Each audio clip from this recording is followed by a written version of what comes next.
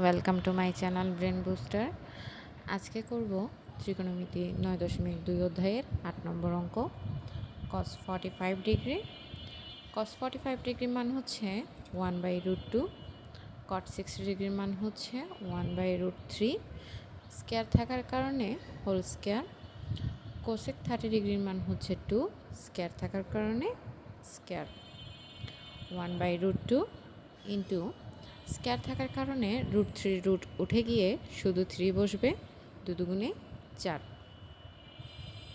এখন নিচে গুণ করব 3√2 আর উপরে 4।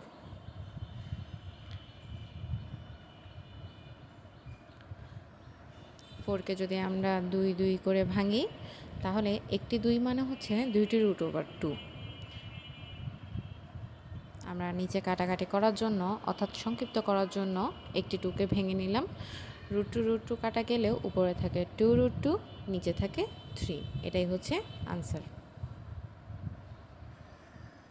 চলুন এবার করি 9 নম্বর। লেখা আছে, দেখাও যে cos square 30 degree minus sine square 30 degree equal to cos 60 degree. বাম পক্ষ হচ্ছে cos square 30 degree minus sine square 30 degree. cos 30 ডিগ্রির মান হচ্ছে √3/2, স্কয়ার থাকার কারণে হোল স্কয়ার। সাইন 30 ডিগ্রির মান হচ্ছে হাফ, হোল স্কয়ার। স্কয়ার থাকার কারণে রুট উঠে যাবে, 3 2 দুগুণে 4। আর এখানে হচ্ছে 1/4, লসাগু নিলে 3 - 1/4, বিয়োগ করলে 2/4, কাটাকাটি করলে হাফ। এখন ডান পক্ষ সমান cos 60 ডিগ্রি।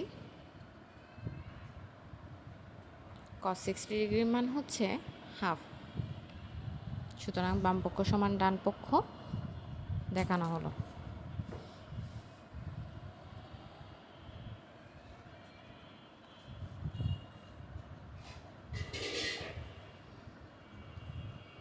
Thank you.